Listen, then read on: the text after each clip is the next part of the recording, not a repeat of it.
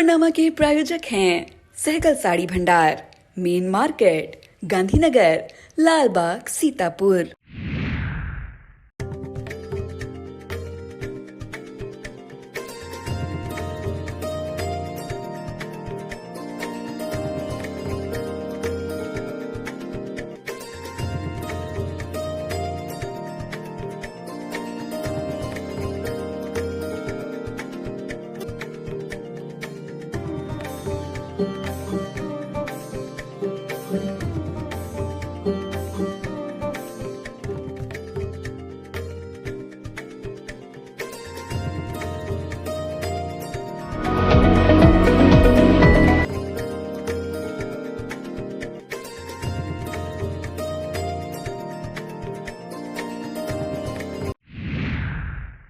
नमस्कार, मैं हूं निशांत गुप्ता और मैं प्रियांशु मिश्रा। दर्शकों के अभिवादन के साथ शुरू करते हैं आई इंडिया का खास शो खबरनामा।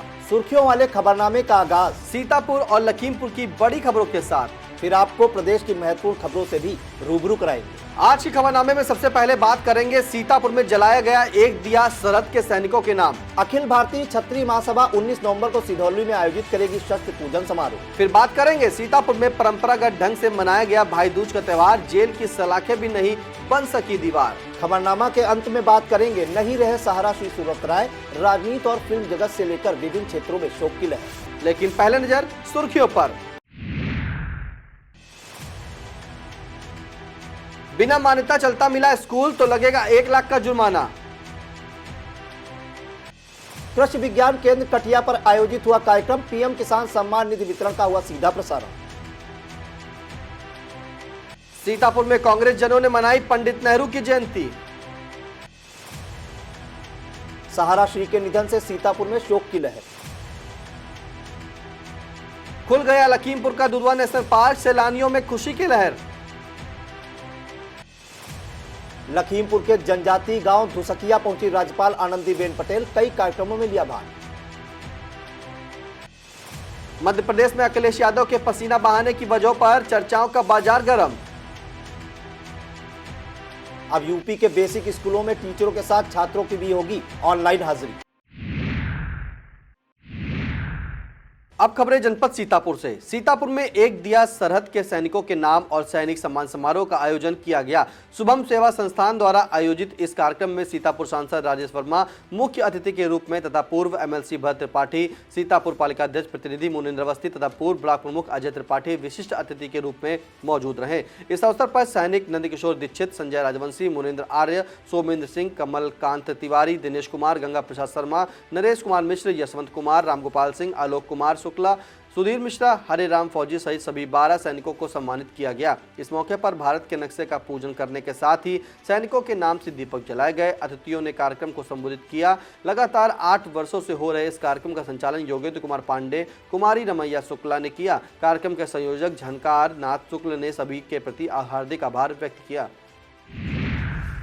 सीतापुर स्टडीवेल पब्लिक स्कूल के छात्रों ने बाल दिवस के अवसर पर लखनऊ स्थित राजभवन का भ्रमण किया और बाल दिवस मनाया। उल्लेखनीय है कि राज्यपाल आनंदीबेन पटेल ने राजभवन में दर्शनीय नवनिर्माण कराया है, जिसमें राष्ट्र की सांस्कृतिक विरासत परिलक्षित होती है। विद्यालय के अर्पित, मुस्कान, रौनक, वंश, लक्ष्य, देवप्रताप, वैभव, शिव, शिवा पांडे, महिमा, एल्बिजा, सोनल, माही, काव्या आदि छात्र छात्राओं ने अध्यापकों के साथ इन स्थलों का भ्रमण कर ज्ञानार्जन किया। राजभवन में छात्रों के जलपान की व्यवस्था आधिकारिक स्तर पर की गई थी। छात्र इस आवभगत एवं आतिथ्य से आत्मविभोर होकर बेहद खुश नजर आए। विद्यालय के प्रधानाचार्य ने बताया कि भ्रमण का मुख्य उद्देश्य देश की गौरवशाली सांस्कृतिक विरासत से बच्चों को रूबरू कराना था। विद्यालय के प्रबंध निदेशक विनीत अग्रवाल ने कहा कि ऐसे कार्यक्रमों से छात्रों का मनोबल बढ़ता है, साथ ही उनमें आत्मविश्वास की भावना भी जागृत होती है। उन्होंने छात्रों को बाल दिवस की शुभकामनाएं देते हुए उनके उज्जवल भविष्य की कामना की। सीतापुर में अखिल भारतीय क्षत्रिय महासभा सिधौली क्षेत्र द्वारा 19 नवंबर को शस्त्र पूजन समारोह आयोजित किया जाएगा। स्थानीय डाक बंगला के निकट पद्मा लॉन में आयोजित होने वाले इस कार्यक्रम के दौरान अग्निवशम पुस्तक का लोकार्पण भी किया जाएगा। आयोजन समिति के सदस्य सुधाकर सिंह ने बताया कि मोहम्मदी क्षेत्र से भाजपा विधायक और दर्जा राज्य मंत्री लोकेंद्र प्रताप सिंह को इस कार्यक्रम का मुख्य अतिथि बनाया गया है। इसी के साथ बहराइच के महसी से विधायक सुरेश्वर सिंह, हरदोई के सवायतपुर के विधायक माधवेंद्र सिंह रानू, सीतापुर एमएलसी पवन सिंह चौहान और पूर्व एमएलसी राकेश सिंह विशिष्ट अतिथि के रूप में मौजूद रहेंगे। सीतापुर की साहित्य संस्था अन्नपूर्णा साहित्य संगम द्वारा साप्ताहिक काव्य गोष्ठी का आयोजन किया गया।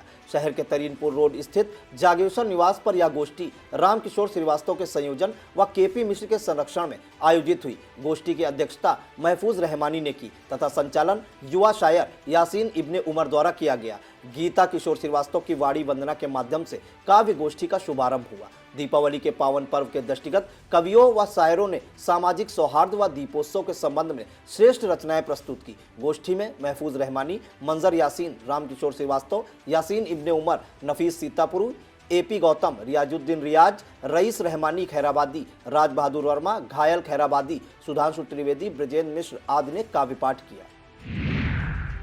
सीतापुर जिला कांग्रेस कमेटी द्वारा पार्टी कार्यालय पर देश के प्रथम प्रधानमंत्री जवाहरलाल नेहरू की जयंती का आयोजन किया गया। कार्यक्रम को संबोधित करते हुए जिला अध्यक्ष उत्कर्ष अवस्थी ने पंडित नेहरू के योगदान को याद किया। इस कार्यक्रम को शिशिर वाजपेयी, राजकिशोर सिंह, धीरेश कश्यप और छोच विभू अवस्थी ने भी संबोधित किया। इस मौके पर रमेश गौड़, यथार्थ शुक्ला, दीपा वैश्य, शैलेंद्र पांडे, संतोष मौर्य, अजय शुक्ला, नीरज पांडे और अभिषेक वर्मा आदि लोग मौजूद रहे। इस कार्यक्रम के बाद कांग्रेसियों द्वारा दलित बस्ती में छात्र छात्राओं को पेन और कॉपी का वितरण भी किया गया। दूसरी तरफ सीतापुर शहर कांग्रेस कमेटी द्वारा घंटाघर स्थित कार्यालय पर नेहरू जयंती का कार्यक्रम आयोजित किया गया। इस दौरान शहर कमेटी अध्यक्ष संतोष भार्गव के नेतृत्व में नेहरू जी की प्रतिमा पर माल्यार्पण कर श्रद्धासुमन अर्पित किए गए। इसके बाद आलमनगर वार्ड में जाकर दलित परिवारों के बीच पहुंचकर दलित गौरव संवाद अभियान के तहत मांग पत्र भरवाए गए।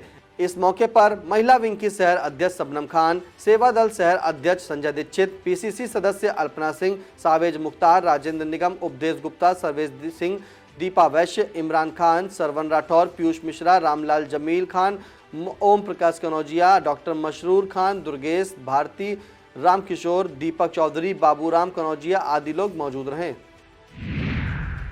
गोवर्धन पूजा के विशेष पर्व पर पशु सेवा समिति द्वारा बट्सगंज गौ आश्रय केंद्र में विशाल गौ भंडारा आयोजित किया गया। पशु सेवा समिति के संस्थापक व प्रदेश अध्यक्ष विजय सेठ ने इस अवसर पर बताया कि हम सबको अपने पर्वों व शुभ अवसरों पर गौ माता के भोजन पर भी ध्यान रखना चाहिए। उन्हें खाद्य सामग्री भेंट करनी चाहिए। ये हमारा धर्म व कर्तव्य है। सीतापुर के बिजौरा अंतर्गत बोपराय निवासी हरपेज सिंह बोपराय को भाजपा के अल्पसंख्यक मोर्चा अंतर्गत अवध क्षेत्र का क्षेत्रीय मंत्री बनाया गया है। उनके मनोनयन का पत्र अल्पसंख्यक मोर्चा के अवध क्षेत्र के अध्यक्ष मोहम्मद नईम ने जारी कर दिया। हरपेज सिंह के इस मनोनयन पर क्षेत्र के तमाम लोगों ने उन्हें शुभकामनाएं और बधाई संदेश भी दिया है। उत्तर प्रदेश वक्फ विकास निगम के निदेशक सफाकत हुसैन गुरुवार को सीतापुर पहुंचेंगे। अपराह्न 2:30 बजे सीतापुर के निरीक्षण भवन में जिला अल्पसंख्यक कल्याण अधिकारी व वक्फ इंस्पेक्टर से विभिन्न योजनाओं पर निदेशक द्वारा चर्चा की जाएगी। अपराह्न 4 बजे निदेशक इसरार अहमद अंसारी के आवास पर मुस्लिम समाज के बुद्धिजीवियों के साथ स्नेह संवाद कार्यक्रम में शामिल होंगे। इसके बाद 5 बजे भाजपा अल्पसंख्यक मोर्चा जिला महामंत्री महबूब रजा के आवास पर कार्यकर्ताओं से भेंट करेंगे। इसके उपरांत रात 8 बजे शहर के एक गेस्ट हाउस में मोहम्मद जीशान के यहाँ आयोजित हो रहे मांगलिक कार्यक्रम में शामिल होंगे। हरियाली खेती किसानी केंद्र शांति नगर में एक किसान गोष्ठी का आयोजन कानपुर फर्टिलाइजर एवं सीमेंट लिमिटेड द्वारा किया गया। इसमें पीएम नरेंद्र मोदी के किसान सम्मान निधि एवं अन्य कार्यक्रम के लोकार्पण का सजीव प्रसारण किया गया। कार्यक्रम में कानपुर फर्टिलाइजर सीमेंट लिमिटेड से बिक्री अधिकारी आरपी सिंह, ओमेंद्र सिंह, प्रवेश शुक्ल एवं अनुपम उपस्थित रहे। गोष्ठी का संचालन ऋषि कपूर द्वारा किया गया। सहकारी गन्ना विकास समिति कमलापुर के अंतर्गत लगे डालमिया चीनी मिल यूनिट जवाहरपुर व रामगढ़ के सभी गन्ना केंद्रों से ट्रकों में ओवरलोड गन्ना ले जाया जा रहा है। किसी भी ट्रक में जाली व ओवरलोड सांकेतिक लाल कपड़ा भी नहीं बांधा जा रहा। शासन द्वारा 10 चक्का ट्रक पर 18.5 टन लोड लादने की अनुमति दी जाती है, लेकिन मिल मैनेजमेंट मनमाने ढंग से 10 चक्का ट्रकों में 22 टन से लेकर 24 टन तक गन्ना लोड करवाकर अपनी मिलों में भेज रहा है। भाई बहन के स्नेह प्रेम का प्रतीक भाई दूज का त्यौहार पूरे सीतापुर जिले में काफी हर्षोल्लास के साथ मनाया गया। इस दौरान बहनों ने भाइयों के माथे पर तिलक सजाकर उनके दीर्घ जीवन की मंगल कामना की। वहीं भाइयों ने भी बहनों की सुरक्षा में हमेशा तत्पर रहने का संकल्प लिया। इस मौके पर तमाम बहनें जिला कारागार में निरुद्ध अपने भाइयों से मिलने पहुंची। इस खास अवसर पर जेल प्रशासन ने पर्व की गरिमा के अनुरूप कई बेहतर इंतजाम किए थे। जहां एक और भाइयों से मिलने पहुंची बहनों को बिना प्रतीक्षा कराए जेल में आने दिया गया। वहीं सभी बहनों तथा उनके भाइयों के लिए जेल की ओर से जलपान सहित बैठने की पर्याप्त व्यवस्था की गई थी। सीतापुर जिलाधीक्षक सुरेश कुमार सिंह के मुताबिक बहनों के जेल गेट पर पहुंचने का सिलसिला सुबह 9:30 बजे से ही शुरू हो गया था। किसी को भी कोई प्रतीक्षा कराए बिना जेल में दाखिला दिया गया। उन्होंने बताया कि इस मौके पर 770 बहनों ने जेल पहुंचकर अपने भाइयों का तिलक किया। जिले में मनमाने तरीके से बिना मान्यता स्कूल संचालित करने वालों के लिए चेतावनी है। अब कोई विद्यालय बिना मान्यता चलता पाया गया तो संबंधित विद्यालय बंद कराने के साथ ही उस पर 1 लाख रुपए का जुर्माना भी लगाया जाएगा। बता दें कि बिना मान्यता के चलने वाले विद्यालयों के संचालक छात्र छात्राओं को गुमराह कर उनसे मोटी रकम वसूल कर रहे हैं। इससे संबंधित तमाम शिकायतें शासन तक पहुंचने के बाद अब ऐसे विद्यालयों के विरुद्ध सघन चेकिंग अभियान चलाए जाने का आदेश दिया गया है। सीतापुर के बीएसए अखिलेश प्रताप सिंह ने कहा कि सभी बीईओ से अभियान चलाकर 1 सप्ताह में पूरी रिपोर्ट तलब की गई। किसी भी सूरत में अमान्य विद्यालय का संचालन नहीं होने दिया जाएगा। सीतापुर की सामाजिक संस्था नई पहल फाउंडेशन द्वारा ब्लॉक कसमंडा के ग्राम रूढ़ा स्थित शहीद पार्क में कार्यक्रम आयोजित किया गया। बाल दिवस के मौके पर आयोजित इस कार्यक्रम के दौरान समिति सदस्यों ने जरूरतमंदों को आवश्यक वस्तुओं का वितरण भी किया। कार्यक्रम का शुभारंभ फाउंडेशन की मांडवी मिश्रा और आरुषि तिवारी ने पंडित नेहरू के चित्र पर माल्यार्पण करके किया। इस मौके पर संगीता शुक्ला, कौशल किशोर पांडे, रामू शुक्ला और अक्षत तिवारी आदि मौजूद रहे। इस कार्यक्रम के दूसरे भाग में देश विदेश में अपनी विशिष्ट पहचान बनाने वाली संस्था सुरताल संगम ने अपने तत्वाधान में बाल मंच का उद्घाटन और नव नियुक्त पदाधिकारियों को सम्मानित भी किया। इसी श्रृंखला में सुप्रसिद्ध बाल नृत्यांगना उन्नति श्री को ब्रांड एम्बेसडर का ताज पहनाकर उनकी मां रश्मि कुमारी को भी सम्मानित किया गया। कार्यक्रम का संचालन बाल कलाकार एमन जावेद फारूकी एवं संस्था की डायरेक्टर डॉक्टर जया श्रीवास्तव ने किया। यूनाइटेड किंगडम से विशेष तौर पर पधारे रिचर्ड इवांस और लीडिया इवांस आयोजन के एक आकर्षण केंद्र बने रहे। इस अवसर पर अंकिता त्रिपाठी, देवेंद्र मेगी, रमन श्रीवास्तव, बलदाऊ, सीमा विरमानी, वंदना श्रीवास्तव, देवेंद्र मोदी, सीमा श्रीवास्तव, रोमा और अभिजीत श्रीवास्तव आदि लोग मौजूद रहे। दिल्ली विश्वविद्यालय छात्र संघ चुनाव में सचिव पद पर जीती एबीवीपी की अपराजिता सिंह का आज सिधौली के मोहल्ला गोविंद नगर स्थित अपने मामा भाजपा नेता योगेंद्र सिंह के घर पर आगमन हुआ। योगेंद्र सिंह ने अपनी भांजी अपराजिता के आगमन पर खुशी जताई और अपराजिता का मिठाई खिलाकर स्वागत किया। इस मौके पर अपराजिता की मां सपना सिंह, भाई शानू सिंह, अभिनव सिंह, रविंद्र प्रताप सिंह, उषा सिंह, रिया सिंह, अनामिका सिंह आदि ने खुशी जाहिर की।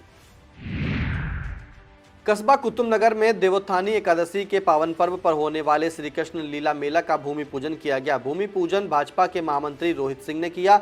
मेला उपाध्यक्ष चंद्रकिशोर शर्मा ने बताया कि यह श्री कृष्ण लीला मेला वर्षों से होता चला आ रहा है। अब की बार यह मेला 23 नवंबर दिन बृहस्पतिवार को होगा। इस अवसर पर मेला अध्यक्ष दिनेश चंद्र गुप्ता, राकेश शर्मा, नीरज कुमार शास्त्री, सुरेंद्र विक्रम सिंह, अरविंद कुमार शर्मा, सूरज शर्मा, आकाश, राजन, चंद्रहास, राधेश्याम, अमन, हर्ष, अंबुज, केवल, किशोर और पूर्व प्रधान केसर हुसैन आदि पदाधिकारी, सदस्यगण एवं ग्रामीण लोग उपस्थित रहे।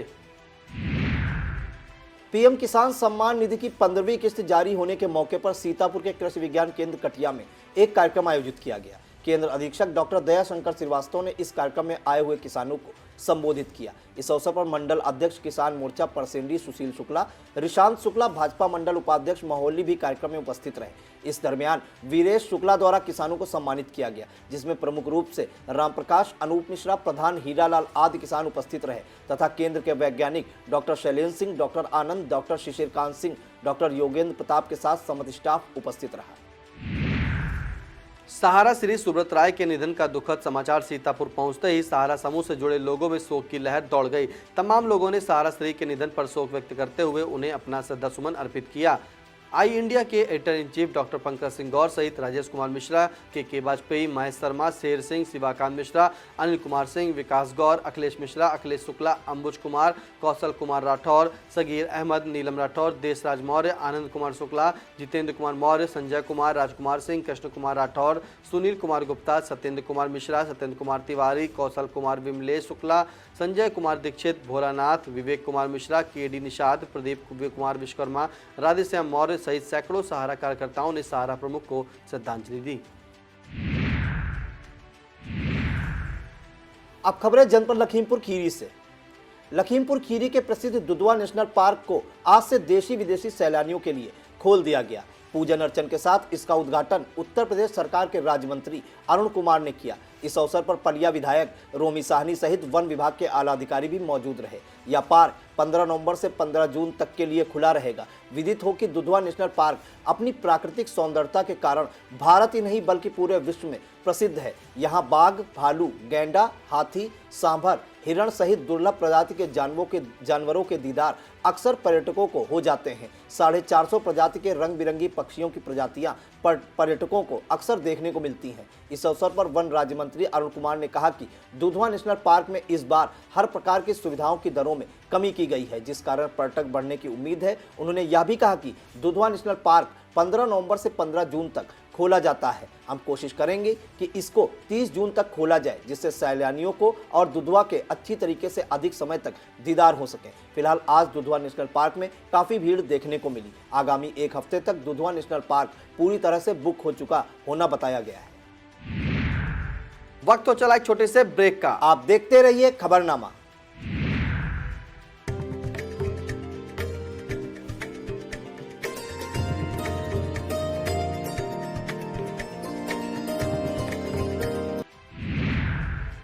लखीमपुर खीरी जिले के सीमावर्ती जनजाति क्षेत्र के ग्राम दुस्किया में जनजाति गौरव दिवस का आगाज हुआ। इसका शुभारंभ यूपी की राज्यपाल आनंदीबेन पटेल ने केंद्रीय गृह राज्य मंत्री अजय मिश्र टेनी के साथ किया। जनजाति गौरव दिवस कार्यक्रम में शिरकत करने के लिए सूबे की राज्यपाल आनंदीबेन पटेल अपने निर्धारित भ्रमण कार्यक्रम के अनुसार जनपद खीरी की पलिया हवाई पट्टी पहुंची, जहां डीएम महेंद्र बहादुर सिंह, एसपी गणेश प्रसाद साहा ने उनका स्वागत किया। इसके बाद गवर्नर का काफिला कार्यक्रम स्थल दुस्किया पहुंचा। गवर्नर ने केंद्रीय मंत्री संग विभिन्न विभागों स्टॉलों का अवलोकन किया। इस दौरान थारू जनजाति की महिलाओं बालिकाओं से एक एक कर मुलाकात और संवाद किया। एकलव्य आवासीय मॉडल विद्यालय की बालिकाओं ने स्वागत गीत एवं थारू महिलाओं ने थारू होली नृत्य की मनमोहक प्रस्तुति देकर सभी का मन मोहा। इसके बाद विभिन्न लाभार्थियों को योजनाओं की सौगातें भी दी। इसके बाद झारखंड में आयोजित पीएम के प्रोग्राम की लाइव स्ट्रीमिंग देखी और सुनी गई। कार्यक्रम का संचालन सीडीओ अनिल कुमार सिंह ने किया। राज्यपाल आनंदीबेन पटेल ने जनजाति के उपस्थित जनसमूह को संबोधित करते हुए बिरसा मुंडा की जन्म जयंती की शुभकामनाएं देते हुए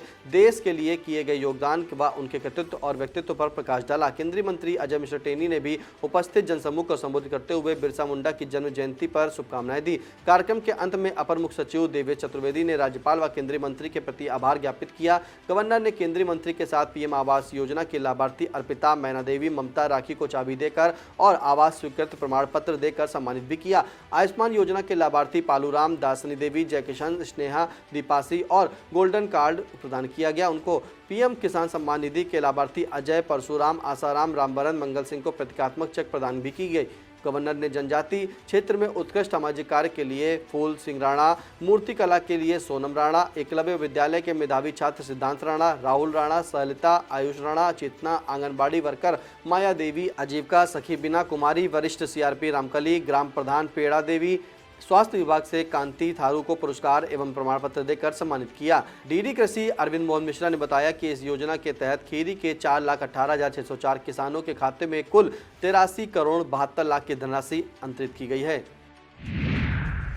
मितौली कस्बे में थाने के ठीक सामने स्थित पौराणिक दुधवा सती शिव मंदिर से चोर दानपात्र सहित हजारों की नकदी पार कर ले गए। मंदिर के पुजारी की तहरीर पर पुलिस ने घटनास्थल का मौका मुआयना किया है। मंदिर में चोरी की खबर फैलते ही मौके पर काफी लोग जमा हो गए। मंदिर के पुजारी रामाधार ने पुलिस को दी गई तहरीर में बताया कि रात करीब 11:30 बजे वह सो गए। इस दौरान धोखे में मंदिर का पीछे के गेट खुला रह गया। रात करीब 1 बजे जब उनकी आंख खुली तो मंदिर के अंदर जाकर देखा सारे कपड़े और सामान गायब मिला। पुजारी ने बताया कि चोर मंदिर से दानपात्र सहित करीब 18,000 की नकदी उठा ले गए हैं। सूचना पर पहुंची पुलिस ने मामले की जांच पड़ताल की। थाने के ठीक सामने मंदिर में चोरी चर्चा का विषय बनी हुई है। मंदिर में चोरी की घटना दीपावली पर पुलिस गश्त पर बड़ा सवाल खड़ी कर रही है।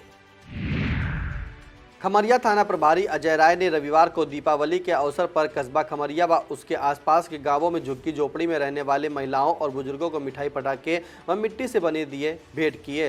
थानाध्यक्ष की इस पहल पर क्षेत्र में खूब चर्चाएं हो रही हैं। थानाध्यक्ष अजय राय ने बताया कि क्षेत्र के कई गाँवों में परिवारों की खुशियों में शामिल होकर खुशी मिली। सभी को गरीब मुफलिस मजलूमों के साथ त्यौहार मनाना चाहिए। इस दौरान उप निरीक्षक सुनील बाबू अवस्थी, कृष्ण चंद्र तिवारी, नागिंद्र पांडे, रामशेष यादव, राजेंद्र कुमार समेत अन्य उप निरीक्षक व पुलिसकर्मी भी मौजूद रहे। मितौली कस्बे के रानीबेहड़ा मार्ग पर पुराने कब्रिस्तान के पास एक कंजी के मोड़ पर अजगर सांप बैठा ग्रामीणों ने देखा। जानकारी मिलते ही आसपास काम कर रहे लोगों में अफरा तफरी मच गई। थोड़ी ही देर बाद ग्रामीणों की भीड़ पेड़ के चारों ओर एकत्र हो गई और पेड़ से अजगर उतारने का प्रयास करने लगे। 2 घंटे तक अजगर पेड़ से नीचे नहीं आ सका। इसके बाद वन विभाग की टीम ने ग्रामीणों की मदद से पेड़ को हिलाकर अजगर को नीचे गिराया, जिसके बाद अजगर तालाब में जा गिरा। वन विभाग की टीम ने तालाब से अजगर को रेस्क्यू कर निकाल लिया। अजगर के पकड़े जाने के बाद लोग अजगर के साथ सेल्फी भी लेते नजर आए। फिलहाल वन विभाग की टीम अजगर को बोरी में बंद कर अपने साथ ले गई। अजगर के पकड़े जाने के बाद लोगों ने राहत की सांस ली। वन रक्षक अफजाल ने बताया कि अजगर को रेस्क्यू करके ककरहा जंगल में छोड़ दिया गया है।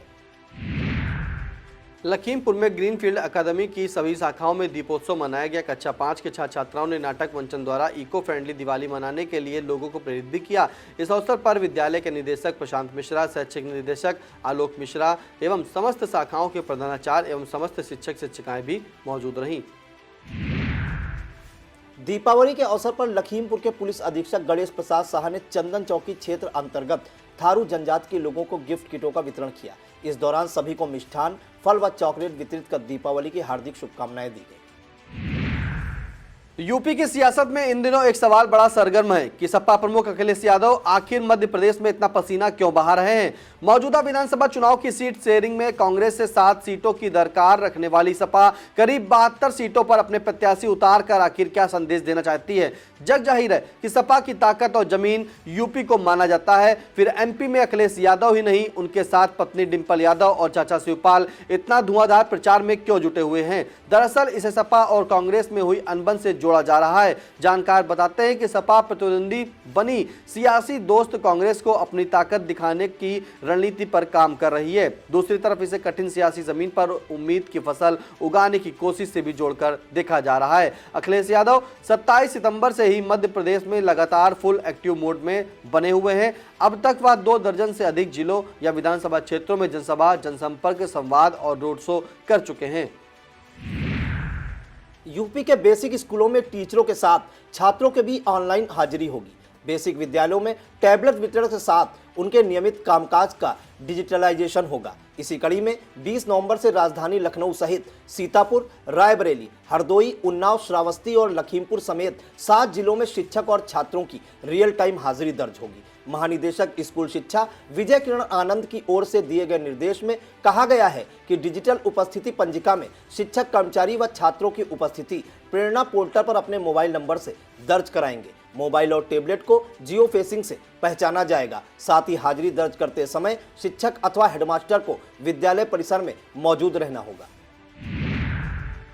सपा प्रमुख अखिलेश यादव मध्य प्रदेश के विधानसभा चुनाव में सक्रिय रहने के साथ साथ आगामी लोकसभा चुनाव को लेकर यूपी में भी अपनी बिसात बिछाने में जुटे हुए हैं। पीडीए के प्लान पर काम शुरू कर चुके अखिलेश यादव ने इन दिनों अपना ध्यान यूपी में दलितों को साधने में लगा दिया है। यूपी में लोकसभा की 17 सीटें दलित वर्ग के लिए आरक्षित हैं। 2014 चुनाव में भाजपा ने सभी 17 सीटों पर कब्जा किया था। वहीं 2019 के लोकसभा चुनाव में भाजपा ने 17 सीटों पर जबकि बसपा ने 2 सीटों पर कब्जा जमाया था। अखिलेश यादव वह यह देखते हुए इन 17 सीटों पर फोकस बढ़ाए हुए हैं। दिसंबर महीने में सपा द्वारा लखनऊ में महादलित समाज कार्यकर्ता सम्मेलन आयोजित किया जा रहा है। इसे भी उनके पीडीए फॉर्मूले से जोड़कर देखा जा रहा है।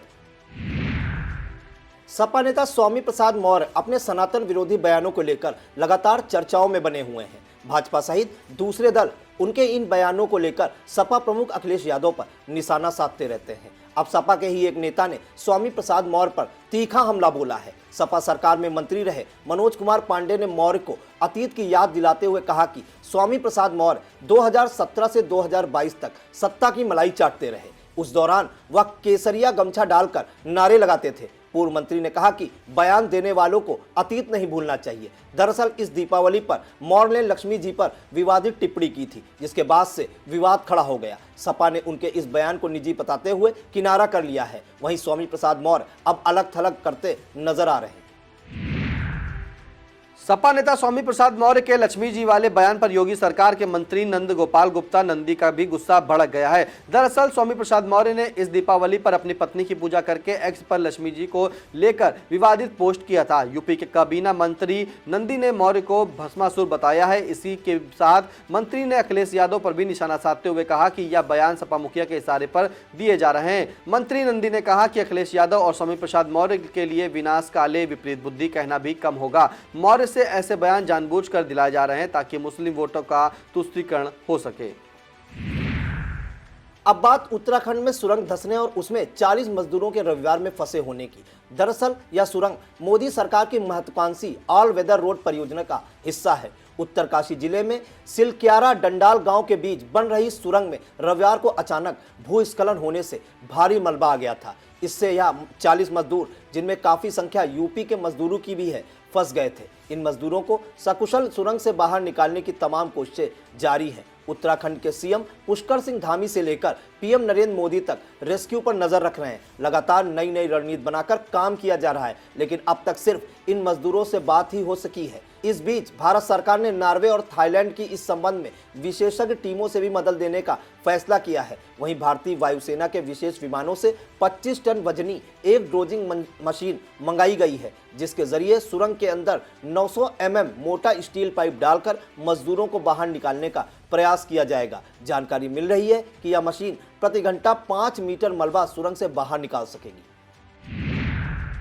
अपने बकाया राजस्व को वसूलने के लिए यूपी पावर कॉर्पोरेशन ने ओटीएस स्कीम लॉन्च की है। विभाग का प्रयास सरचार्ज में छूट देकर बकायेदारों को अपने जमा काउंटरों तक लाने का है, लेकिन जिस तरह से इसमें करोड़ों के बिजली बकाये की छूट दी जा रही है, उससे गंभीर सवाल खड़े हो रहे हैं। इसकी वजह है कि पहली मर्तबा बिजली चोरों को भी इस योजना में छूट लेने का मौका दिया गया है। आरोप लग रहे हैं कि यह प्रावधान बड़े स्तर की बिजली चोरी करने वाले अमीरों को गरीबों के नाम पर लाभ पहुंचाने की मंशा से किया गया है। ऐसे में इस योजना की जांच सीबीआई से कराने की मांग शुरू हो गई है। विद्युत उपभोक्ता परिषद इसे लेकर काफी मुखर है। परिषद अध्यक्ष अवधेश कुमार वर्मा का कहना है कि पावर कॉर्पोरेशन पर 1 करोड़ से लेकर 4 करोड़ तक के बिजली चोरी मामले में भी छूट दे रहा है, जो ऊर्जा क्षेत्र के लिए काला अध्याय साबित होगा। प्याज काटने से कहीं अधिक खरीदने में आंसू ला ही रहा था कि अब टमाटर को भी महंगाई का रंग चढ़ गया है। अचानक टमाटर की कीमतें बढ़ने से लोगों के घरों का किचन बजट गड़बड़ाने लगा है। 20 से 30 रुपये प्रति किलो का टमाटर इन दिनों 50 से 60 रुपये में मिल रहा है। दूसरी तरफ प्याज भी 50 रुपये प्रति किलो पर टिका रहकर दिक्कतें बढ़ा रहा है। हालांकि सब्जी के कारोबारी जल्द ही इससे राहत मिलने की बात कर रहे हैं। उनका कहना है कि त्योहारी सीजन में आवक कम और खपत ज्यादा होने के कारण ही यह कीमतें बढ़ी हुई हैं, जो अगले हफ्ते से फिर सामान्य हो जाएंगी। अब बात यूपी के शाहजहांपुर जिले की। यहां पर नियमों की अनदेखी कर आमजन के लिए भारी समस्या खड़ी कर दी गई है। मामला बंडा क्षेत्र का है। यहां के मकसूदपुर में बजाज एनर्जी पावर प्लांट लगा हुआ है, जिससे कोयला जलाकर बिजली बनाई जाती है। इस प्लांट से निकली हुई राख को मनमाने तरीके से खुले में डंप किया जा रहा है। लगातार ऐसा होने से राख के पहाड़ खड़े हो गए हैं। यह राख हवा में उड़कर इलाकों के लोगों को सांस रोगों की ओर ढकेल रही है। नियमानुसार इस राख को पानी से ठंडा करने के बाद सुरक्षित जगह पर भंडारण किया जाना चाहिए, लेकिन ठेकेदार खुलेआम मनमर्जी करते नजर आ रहे हैं। लोगों को हो रही भारी परेशानी को देखते हुए स्थानीय भाजपा विधायक चेतराम ने मामला जिला प्रशासन के सामने रखा है। इसके बाद एसडीएम संजय पांडे ने टीम भेजकर जांच कराने और कार्रवाई करने की बात कही है। 5 राज्यों के चुनावी मौसम के बीच पीएम किसान सम्मान निधि की 15वीं किस्त जारी हो गई। प्रधानमंत्री नरेंद्र मोदी ने इस 15वीं किस्त को जारी किया। इसका लाभ देश के 8 करोड़ से अधिक किसानों को मिलेगा। इस मद में सरकार ने 18,000 करोड़ से अधिक की धनराशि ट्रांसफर की है। सीतापुर में 6,27,000 पात्र किसान हैं जिन्हें इसका लाभ मिलेगा। दूसरी तरफ अभी तमाम किसान ऐसे हैं जो पात्र होने पर भी लाभ नहीं ले पा रहे। किसी ने ई-केवाईसी नहीं कराई या भू सत्यापन नहीं कराया है या फॉर्म में कोई कमी है। ऐसे किसान अपनी औपचारिकताएं जल्द पूरी कराकर लाभ प्राप्त कर सकते हैं। अगर कोई भी किसान इस योजना से जुड़ा है तो अपने आवेदन की स्थिति जानना चाहता है तो वह 155-261 नंबर पर कॉल करके जान सकता है। कोहरे के चलते रेलवे ने दिसंबर से फरवरी के बीच कई ट्रेनों का संचालन निरस्त रहने की घोषणा की है, जिसकी सूची भी जारी कर दी गई है। इनमें शाहजहांपुर स्टेशन पर ठहरने वाली ट्रेनें भी शामिल हैं। CMI SK. ठाकुर ने बताया है कि 1 दिसंबर से 29 फरवरी तक 92 ट्रेनें निरस्त रहेंगी, जिनमें मुरादाबाद मंडल के शाहजहांपुर स्टेशन पर ठहरने वाली करीब 12 ट्रेनें शामिल हैं। इनमें अप और डाउन दोनों लाइनों की बरेली बनारस एक्सप्रेस, मुगल सराय एक्सप्रेस, चंडीगढ़ एक्सप्रेस, जनता एक्सप्रेस, हरिहर एक्सप्रेस, शहीद एक्सप्रेस, जनसेवा एक्सप्रेस प्रमुख हैं, जो कि 1 दिसंबर से 29 फरवरी तक निरस्त रहेंगी। इन ट्रेनों के निरस्त रहने से सबसे ज्यादा दिक्कत नियमित यात्रियों को होगी, जबकि पहले से इन ट्रेनों में रिजर्वेशन करा चुके यात्रियों के टिकट स्वतः ही निरस्त हो जाएंगे।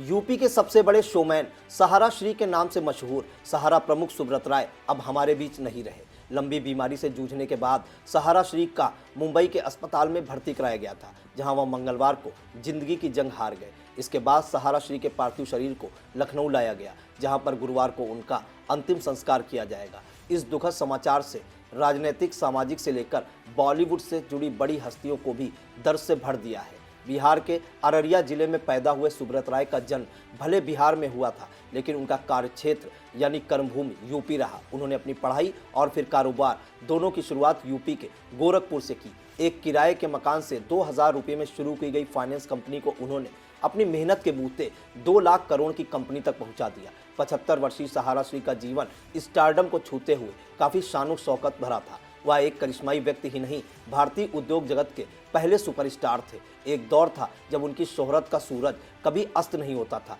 बड़े बड़े नेता लाइन लगाए रहते थे। बॉलीवुड के सुपरस्टार उनकी पार्टियों में वेटर का काम करते नजर आते थे। पत्रकार सहारा प्रणाम करके खुद को गर्वित महसूस करते थे। पुरानी कहावत है कि वक्त बदलता है, सहारा श्री भी इससे अछूते नहीं रह सके। फर्श से अर्श और फिर फर्श तक का सफर उन्होंने तय किया। जिस शान और शौकत के अंपायर को उन्होंने खड़ा किया था, वह उन्हीं के आंखों के सामने खंडहर हो गया। सेबी के पास सहारा का 25,000 करोड़ रुपया होने के बाद भी सहारा ग्रुप का पतन हो गया। कह सकते हैं कि सहारा श्री जितने बड़े शोमैन थे, उतनी ही खामोशी से चले गए।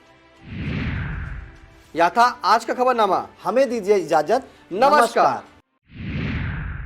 खबरनामा के प्रायोजक थे सहगल साड़ी भंडार, मेन मार्केट, गांधीनगर, लालबाग, सीतापुर।